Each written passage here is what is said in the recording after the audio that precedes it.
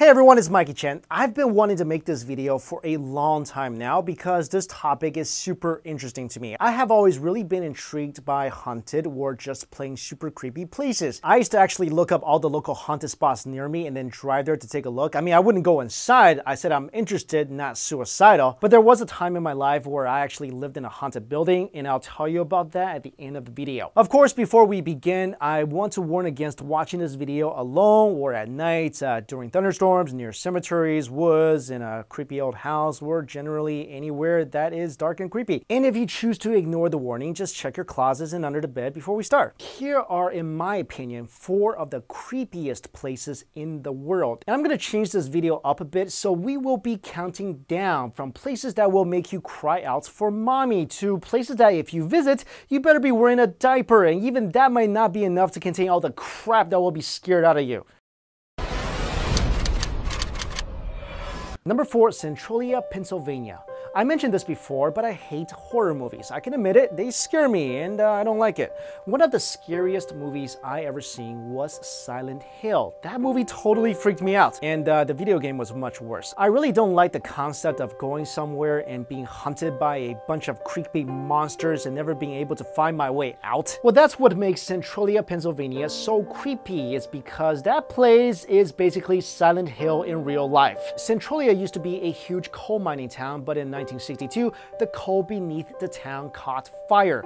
Through the 1980s and 1990s, nearly all the homes, businesses, and buildings were torn down because the town is basically above a fire pit. While no lives had been lost that can be directly attributed to the mine fire, many say there are supernatural forces at work. There has been many stories of people seeing apparitions disappearing into the smoke or hearing voices telling them to leave town. Others go as far as to say Centralia is the gateway to hell. Although this place is not an official tourist site, you can actually go and explore the town. So if you really want to go visit a place that's basically right above a burning inferno with smoke and ashes flying around, then go ahead. Hope you don't run into Pyramid Head. Number 3, the LaLaurie House. I was in New Orleans a couple years ago, and I have to admit that town is creepy. With all the above ground graves, voodoo shops, and all the haunted houses. You know, I think New Orleans is the only place in the world where a ghost can actually make a house more expensive. So I heard about the story of the LaLaurie House while on a ghost tour, and this thing gave me nightmares. Apparently, in 1832, Dr. Louis LaLaurie and his wife Delphine moved into their mansion in the French Quarter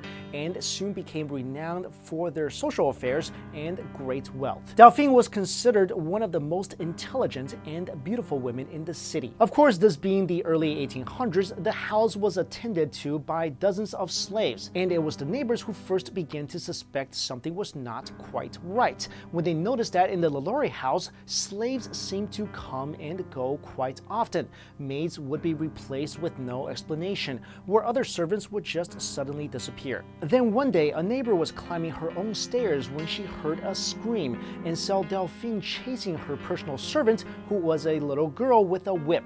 She pursued the girl onto the roof of the house, and then the little girl just jumped to her death. So basically, this girl would rather die than be caught by this woman. Then finally, everything was exposed in April of 1834 when a fire broke out in the kitchen. Legend has it that the fire was set by the cook, who could no longer endure more of the madam's torture. After the blaze was put out, the firefighters discovered a horrific sight behind a secret barred door in the attic. They found more than a dozen slaves there, chained to the wall in horrible states. There were both male and female slaves. Some were strapped to operating tables. Some were confined in cages made for dogs. Human body parts were scattered everywhere, with heads and human organs placed in buckets. According to the local paper, all of the victims were naked. Some of the women had their stomachs sliced open and their insides wrapped around their waists. Some of the men had their fingernails ripped off and their eyes poked out. When this came to light, the town folks gathered outside the house ready to hang the whole LaLaurie family, but suddenly a carriage sped out of the gates and basically got away. And the Lalaurie family was never seen again. They most likely went back to Europe to take shelter in their cousin Dracula's castle. Right after the family escaped, many people claimed to hear screams of agony coming from the empty house at night and saw apparitions of slaves walking around. Some stories even claimed that drifters who had gone into the house seeking shelter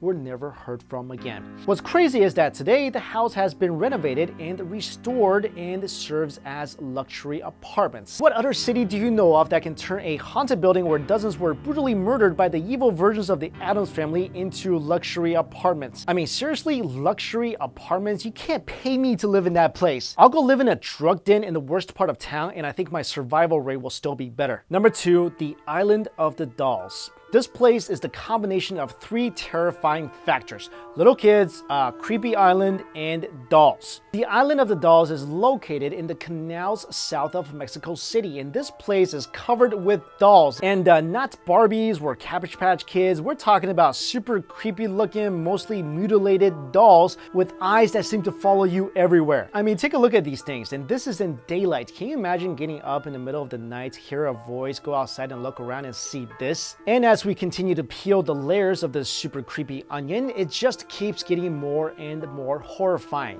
The reason why all these mutilated descendants of Chucky are here is because around 50 years ago, Don Julian Santana, who was the only person living on this island, found the body of a drowned child in the canal. He was haunted by her death, so when he saw a doll floating by in the canal soon after, he hunted in a tree to please the girl. He hoped to appease her tortured soul and protect the island from further evil. Okay, so let me get this straight. There's this creepy island where the only resident is this random guy, and one day random guy finds dead girl, and if that was me, I'm already on the next boat out of there. But this guy decides the best thing to do after all that is to take a creepy little doll he finds floating in the waters and to hang it on a tree, because somehow that will make the little girl's ghost happy and ward off evil. Tell me, how does a creepy doll hanging on a tree ward off evil? It's more like an all evil welcome sign. But it gets worse. So okay, he hung a doll up on a tree, but that wasn't enough for this guy.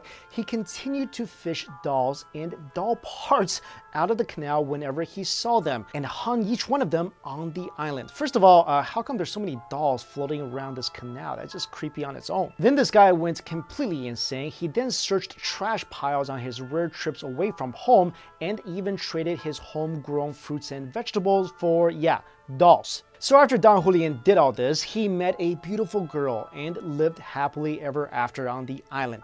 And one day he saw out of his window that the little girl's spirit was happy and could finally rest in peace. Yeah, except that could never happen because what he did was super creepy, and little girl ghosts are only happy when you die and go play with them forever like those creepy twins from The Shining. So in true horror movie fashion, in 2001, Don Julian supposedly committed suicide and, get this, drowned in the canal just like the little girl. Many people said, and I agree, that the dolls were responsible and that they were inhabited by tortured spirits and killed the man. But no, unfortunately, the creep factor is not over. Since Don Julian's death, his family members now run the island as a tourist attraction.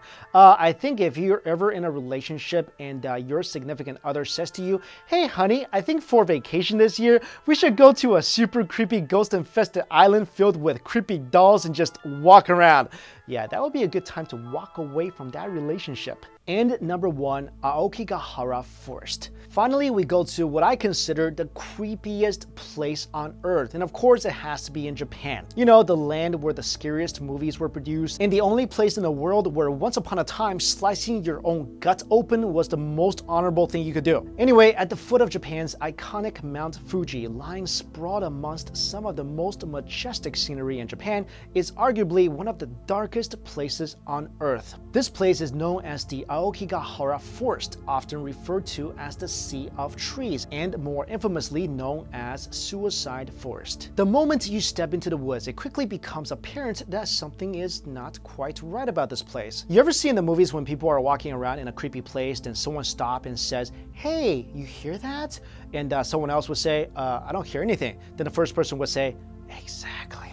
Yeah, that's exactly what it's like in this forest. You can't hear birds chirping, you can't hear animals running around, only deafening silence. It's almost as if the animals themselves are terrified of this place. Also, the trees here are so thick that even in high noon, it's not hard to find places completely surrounded by darkness. Which is a problem because not only does the tree cover make everything spookier, it also makes it super easy for you to get lost. Oh, and by the way, did I mention that compasses don't really work here? Many hikers, and I have no idea why anyone would come here just to take a hike, but many hikers that ventured into this forest, even experienced ones, claim that it's super easy to get lost, and it's not uncommon to hear stories of hikers just traveling in circles. Okay, so far we got a silent and dark forest where compasses don't work.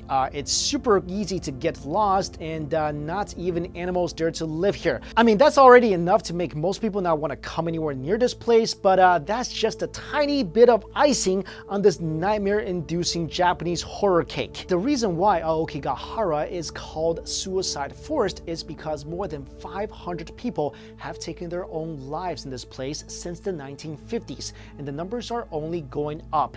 In 2003 alone, there were 105 confirmed suicides. In 2010, police records show that 247 people attempted to commit suicide in the forest, but only 54 of them succeeded. The situation is so bad, local authorities have put up suicide prevention signs at the entrance to the forest. Some of these signs include "Your life is something precious that was given to you by your parents. Think about your parents, siblings, and children once more. Do not be troubled alone." So all that should have definitely solidified this place as the creepiest place on earth, but let's just add one more bit of horrifying information. Because this forest is so massive and hard to navigate, officials believe there are many bodies in these woods that are still not found. So you could literally wander around and run into someone hanging from a tree. You know, I was thinking about super spooky movies like The Ring and The Grudge, and I think I came up with a solution. Maybe we give creepy children ghosts too much credit. I mean, yeah, they're scary looking, but how well can they actually fight? So let's say the next time the scary girl from The Ring starts crawling through your TV where a little Chucky doll is running towards you with a knife, instead of freaking out and trying to run away, go right up to them and just give them a nice kick. I honestly think we have to start fighting back, people. I bet if we all fought back, there will be a whole lot less hauntings in the world. Anyway, as I mentioned in the beginning of the video, I did stay for a long period of time in a place that was haunted. The college that I went to, Truman State University in Missouri, had 3 dormitories that were haunted, and I lived in 2 of them. One of these dorms was so haunted, an exorcism had to be done in one of the dorm rooms. And I remember this one time, it was 2 a.m. and I was on rounds because I was a RA. So I was walking down the hall and I heard footsteps above me, which is pretty much impossible because each floor had carpeting. But I was able to hear the footsteps clearly, and they were heavy footsteps. But the creepy thing was the footsteps matched mine perfectly. And okay, before you say anything, this was no echo from my own footstep. I'm not going crazy. I heard footsteps above me that matched every step I took. So each time I took a step, I heard someone above me take a step. Then I got a little freaked out because it's 2 o'clock in the morning. Then I started walking faster, and then the footsteps started following me faster. And then I just started running down the hall, and the footsteps above me did the same. So then I just ran into the dorm lobby and just stayed there. Because at that point, if you went into your room alone, you're gonna die. Like I said, every floor was carpeted. The footsteps above me was super loud, like a monster, like Bigfoot was walking above me. But anyway, taking my own advice, if this ever happens again, it's fight on. All right, guys, thanks so much for watching. See you later.